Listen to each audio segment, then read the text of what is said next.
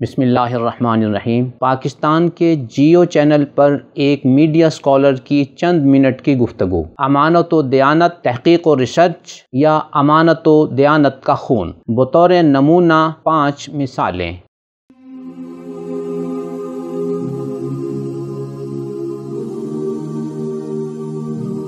امت مسلمہ کی شریعت وہ ہے جو اللہ تعالیٰ نے نازل کی ہے اور رسالت مآب صلی اللہ علیہ وسلم نے امت کو سمجھائی ہے۔ خلفائے راشدین نے بھی اسی کو نافذ کیا ہے۔ صحابہ کرام رضوان اللہ تعالیٰ علیہم اجمعین نے وہی شریعت 4 دانگ عالم پھیلائی ہے اور آج تک امت مسلمہ اسی پر عمل پیرا ہے۔ جبکہ B A pass media scholar کے نزدیک شریعت کیا ہے، سنیے۔ ظاہر بات ہے کہ شریعت کیا چیز ہے؟ شریعت وہی ہے جو ہم سمجھیں گے۔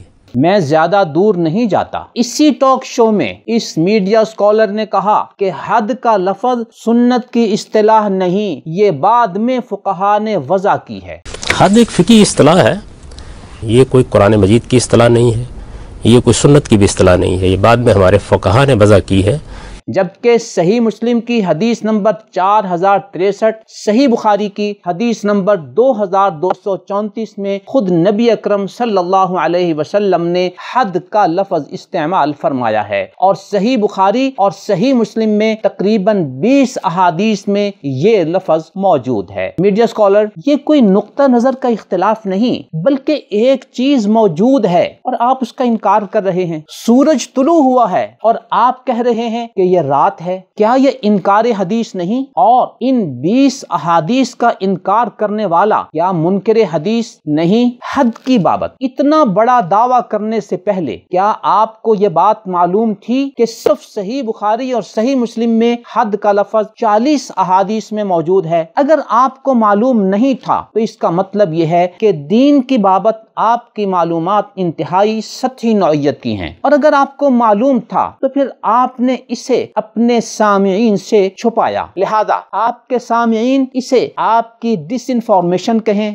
مس گائیڈنس کہیں، علم میں خیانت کہیں، یا اسے آپ کا جھوٹ کہیں، آپ کو منکر حدیث کہیں، انہیں شاید اس کا حق حاصل ہو۔ میڈیا اسکالر، اب بھی آپ اپنے بارے میں کہتے ہیں کہ شریعت وہ ہے جو ہم سمجھیں گے، کیا آپ اس کے اہل بھی ہیں؟ میرے نزدیک وہ چیزیں دیکھنی چاہیے۔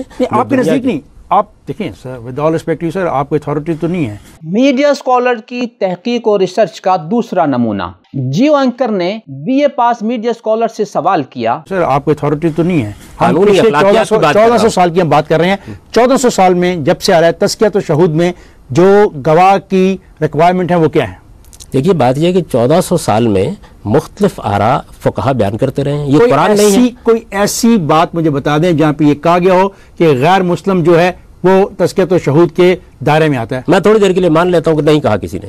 آپ مانیں نہیں، آپ مجھے بتائیں، کیونکہ دیکھیں میں عرض کرتا ہوں اگر نہیں کہا تو میں کہتا ہوں۔ جی ہاں، موصوف نے ارشاد فرمایا 1400 سال میں مختلف آراء فقہا بیان کرتے رہے ہیں۔ یہ B A pass media scholar کا ایک روایتی انداز ہے، لیکن اینکر پرسن نے صورتحال کو بھانپ لیا اور فوراً سوال کیا، آپ کوئی ایسی مثال مجھے بتا دیں جہاں یہ کہا گیا ہو کہ غیر مسلم تزکیۃ الشہود کے دائرے میں آتا ہے۔ B A pass media scholar کے پاس اپنے متذکرہ دعوے کی تصدیق کے لیے کوئی ایک مثال بھی نہیں تھی۔ نتیجتاً B A pass media scholar نے پھر اپنے جھوٹ پر پردہ ڈالنے کے لیے کہا، میں تھوڑی دیر کے لیے مان لیتا ہوں کہ نہیں کہا کسی نے۔ اینکر نے پھر اپنی گرفت مضبوط کی کہ آپ مانے نہیں، آپ مجھے بتائیں۔ جواب میں B A pass media scholar نے محسوس کر لیا کہ اب میرا جھوٹ پکڑا جا چکا ہے، تو انہیں یہ تسلیم کرنا پڑا اور انہوں نے جواب دیا، اگر نہیں کہا تو میں کہتا ہوں۔ محترم سامعین، یہ تو ایک نمونہ ہے۔ موصوف B A pass media scholar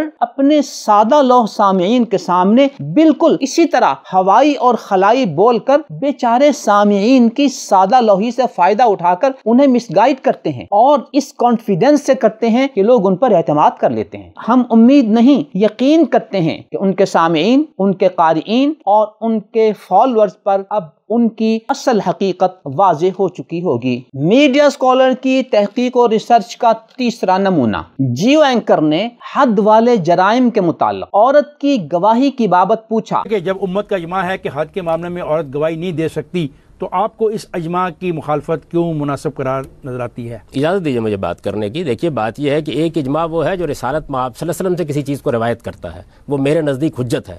ایک اجماع فہم کا ہے، ایک زمانے میں لوگوں نے ایک بات پہ اتفاق کر لیا، اب ہم محسوس کرتے ہیں کہ یہ چیز ٹھیک نہیں ہے تو ہم اس کو ختم کر دیں گے.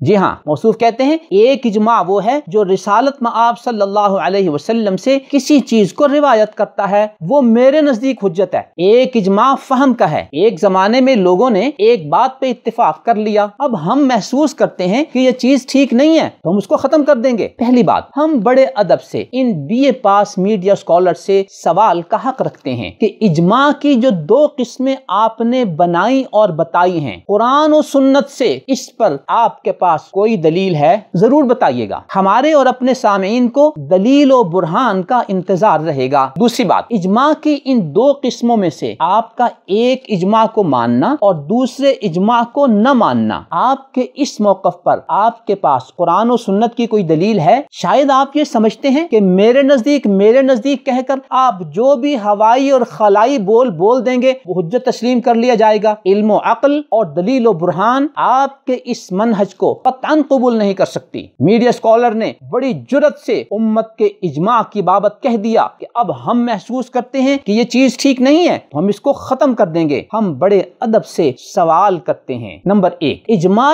امت کے بالمقابل کھڑے ہونے سے پہلے اور اتنا بڑا بولنے سے پہلے کیا آپ نے اپنا علمی قد ناپا تھا؟ دور جانے کی ضرورت نہیں. اسی جیو ٹاک میں آپ نے کہا کہ حد سنت کی اصطلاح نہیں ہے، یہ بعد میں فقہا نے وضع کی ہے.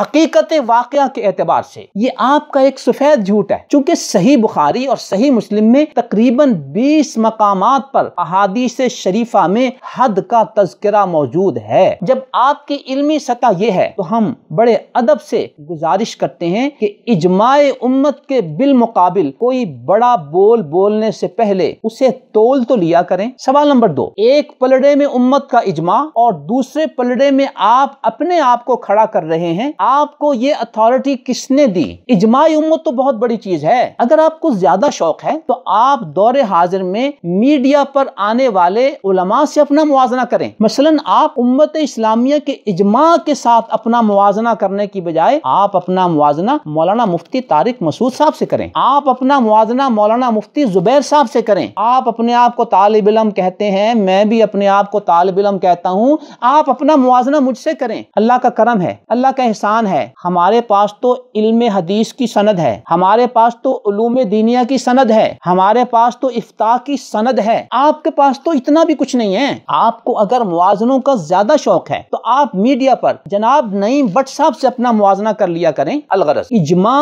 ایک حجت شرعی ہے، بچوں کا کھیل نہیں کہ آپ کہیں اگر ہم محسوس کرتے ہیں کہ یہ ٹھیک نہیں ہے تو ہم اسے ختم کر دیں گے. میڈیا اسکالر کی تحقیق اور ریسرچ کا چوتھا نمونہ، اینکر پرسن نے نبی اکرم صلی اللہ علیہ وسلم کے دور میں عورت کی گواہی کی بابت سوال کیا. آپ یہ کہنا چاہ رہے ہیں کہ اگر نبی کریم صلی اللہ علیہ وسلم کے زمانے میں عورت کی گواہی تسلیم نہیں کی جاتی تھی تو آج ہمیں عورت کی گواہی کو تسلیم کر لینا چاہیے؟ جی بالکل، کیوں نہیں کرنا چاہیے؟ استغفر اللہ. ایک مرتبہ پھر سوال کو سنیے اور 15ویں صدی کے BA پاس میڈیا اسکالر کا جواب دیکھیں کہ اس نے یہاں اپنے آپ کو عہد نبوت کے بھی مد مقابل لا کر کھڑا کر لیا. آپ یہ کہنا چاہ رہے ہیں کہ اگر نبی کریم صلی اللہ علیہ وسلم کے زمانے میں عورت کی گواہی تسلیم نہیں کی جاتی تھی تو آج ہمیں عورت کی گواہی کو تسلیم کر لینا چاہیے؟ جی بالکل، کیوں نہیں کرنا چاہیے؟ اس سے آپ اندازہ لگا لیں کہ یہ شخص آپ کو نبی اسلام محمد الرسول اللہ صلی اللہ علیہ وسلم کا دین سمجھا اور بتا رہا ہے یا اس کے اگینسٹ غامدی استشراقی دین کی تعلیم دے رہا ہے. نیز کیا یہ میڈیا اسکالر اپنے اس خطرناک موقف پر قرآن و سنت سے کوئی دلیل پیش کر سکتا ہے؟ وہ چینل پر آئے اور اپنی اس حیثیت اور تبصرے پر کوئی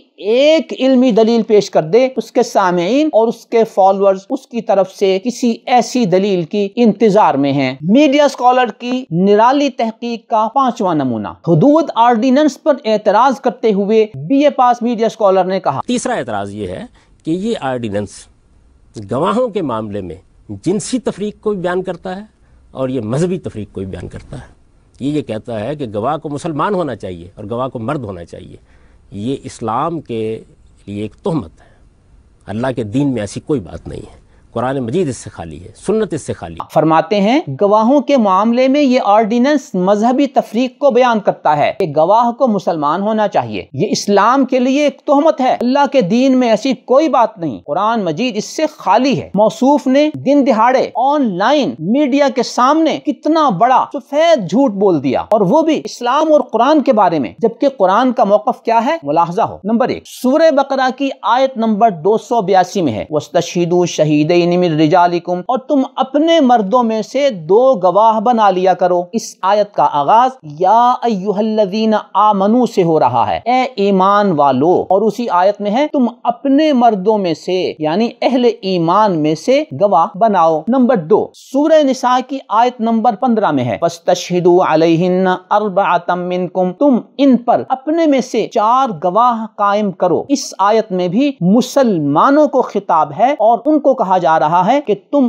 اپنے میں سے 4 گواہ قائم کرو۔ سورہ طلاق کی آیت نمبر 2 میں ہے وَأَشْهِدُوا ذَوَيْ عَدْلٍ مِنْكُمْ، اور تم اپنوں میں سے 2 معتبر گواہ بناؤ۔ ان 3 آیات مبارکہ میں قرآن کریم نے گواہوں کے معاملے میں مذہبی تفریق کی ہے اور حکم دیا ہے کہ گواہ تم مسلمانوں میں سے ہونا چاہیے۔ محترم سامعین، اب فیصلہ آپ کریں۔ Number 1 B A pass media scholar کا یہ کہنا کہ گواہ کے مسلمان ہونے کے بارے میں قرآن خالی ہے، کیا اس کا یہ دعویٰ سچ ہے یا جھوٹ؟ نمبر 2 قرآن کا موقف آپ کے سامنے ہے کہ گواہ مسلمان ہو، جبکہ غامدی صاحب کو اس پر اعتراض ہے اور وہ اسے مذہبی تفریق قرار دیتے ہیں۔ اب آپ قرآن کی مانیں گے یا غامدی صاحب کے استشراقی موقف کی؟ نمبر 3 قرآن کریم میں مسلمان کو گواہ بنانے کا حکم ہے، جبکہ B A pass media scholar قرآنی تحقیق اور قرآنک ریسرچ کے نام پر غیر مسلم کو گواہ بنا کر یہ کہتے ہیں کہ میں آپ کو اسلام کی ریسرچ بتا رہا ہوں۔ اب آپ بتائیے کہ یہ قرآن والے اسلام کی ریسرچ ہے یا غامدی استشراقی اسلام کی ریسرچ ہے؟ اس بات کو سمجھنا اب آپ کے لیے مشکل نہیں ہے۔ نمبر 4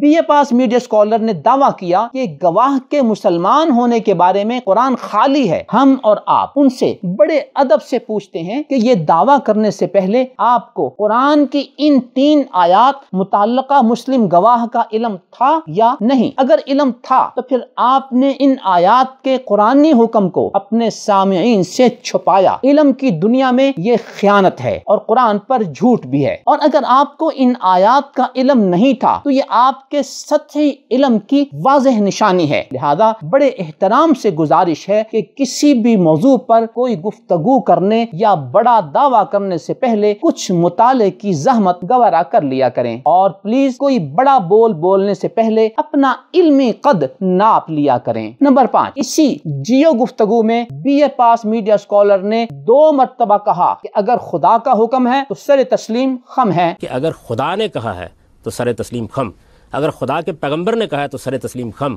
اب سورہ بقرہ کی آیت نمبر 282، سورہ نساء کی آیت نمبر 15، سورہ طلاق کی آیت نمبر 2 کے ان احکامات کے بارے میں جو مسلم گواہ کے متعلق ہیں موصوف نے سر تسلیم خم کیا۔ آپ دیکھ رہے ہیں کہ جواب نفی میں ہے۔ سر تسلیم خم تو کجا، وہ اکڑ کر اس کے مد مقابل کھڑے ہیں۔ یوں قرآن اور غامدی استشراقی موقف میں 180 ڈگری کا زاویہ ہے۔ خلاصہ کلام، چند منٹ کے اس جیو ٹاک شو میں B A pass media scholar نے علم و دانش، تحقیق و ریسرچ، علمی امانت و دیانت کا جو خون کیا وہ آپ کے سامنے ہے۔ نمبر 1 موصوف نے دعویٰ کیا کہ حد سنت کی اصطلاح نہیں، یہ بعد میں فقہا نے وضع کی ہے، جبکہ 20 کے قریب مقامات صحیح بخاری اور صحیح مسلم کی احادیث مبارکہ میں موجود ہیں جن میں حد کا لفظ مستعمل ہے۔ Number 2 B A pass media scholar نے دعویٰ کیا کہ غیر مسلم کی گواہی کی بابت فقہا مختلف آراء بیان کرتے رہے ہیں۔ جب اینکر پرسن افتخار صاحب نے پوچھا کہ ایسی کوئی بات بتا دیں تو انہوں نے بات ٹالنے کے لیے کہا تھوڑی دیر کے لیے مان لیتا ہوں۔ اینکر نے پھر کہا یوں مانے نہیں، بتائیں، تو موصوف کے پاس جواب دینے کے لیے کچھ نہیں تھا، یوں ان کا تیر تکا بن گیا۔ نمبر 3 اجماع امت کی بابت انہوں نے کہا کہ اب ہم محسوس کرتے ہیں کہ یہ چیز ٹھیک نہیں ہے، ہم اس کو ختم کر دیں گے۔ اس جرأت و جسارت کے بعد موصوف نے اجماع کی 2 قسمیں قسمیں بنائیں، ایک وہ جو رسالت مآب صلی اللہ علیہ وسلم سے کسی چیز کو روایت کرے، دوسرا کسی مسئلے پر فہم کا اجماع، پھر موصوف کا پہلے اجماع کو ماننا اور دوسرے اجماع کا انکار کرنا۔ اس تقسیم اور اس تفریق پر موصوف قرآن و سنت سے کوئی دلیل پیش نہیں کر سکتے۔ نمبر 4، اینکر کا سوال کہ اگر نبی صلی اللہ علیہ وسلم کے زمانے میں حد کی بابت عورت کی گواہی قبول نہیں کی گئی تو آج تسلیم کر لیں؟ موصوف نے ہاں میں جواب دیا۔ یوں میڈیا اسکالر نے اپنے فیصلے کو عہد نبوت کے مقابلے میں لا کر پیش کرنے کی جرأت و جسارت کی ہے۔ نمبر 5، میڈیا اسکالر نے دعویٰ کیا کہ گواہ کے مسلمان ہونے کی بابت قرآن خالی ہے، یعنی اس میں صراحت نہیں، جبکہ قرآن کریم میں 3 مقامات پر بڑی وضاحت کے ساتھ یہ حکم موجود ہے۔ یوں چند منٹ کی اس گفتگو میں موصوف نے قرآن، رسالت مآب صلی اللہ علیہ وسلم کی حدیث مبارکہ اور اجماع کی بابت 5 جگہ تحقیق اور ریسرچ اور علمی امانت و دیانت کا خون کیا ہے، اور وہ بھی دن دہاڑے آن لائن میڈیا کے سامنے، لیکن بڑے اعتماد اور کانفیڈنس کے ساتھ یہ 5 جھوٹ بولے ہیں۔ کیا ایسے شخص کی بقیہ علمی تحقیق و ریسرچ، ان کے لیکچرز، ان کے ٹاک شوز، ان کی میزان و مقامات، ان کے ریفرنسز اور حوالوں پر اب اعتماد کیا جا سکتا ہے؟ یہ فیصلہ آپ نے کرنا ہے۔ اللہ تعالی ہمیں قرآن کریم، احادیث شریفہ اور امت کے اجماع اور امت اسلامیہ کی معتمد ہستیوں کے ساتھ وابستہ رکھے، اور ان میڈیائی لیکچرز کی تحقیقات سے اللہ تعالی ہماری آپ کی حفاظت فرمائے۔ ہماری نجات کا دار و مدار قرآن و سنت اور اجماع امت کے ساتھ وابستگی میں ہے، نہ کہ ان میڈیائی لیکچرز کی باتوں کو سننے میں۔ نظروا للطيبة ونور طه يسطعون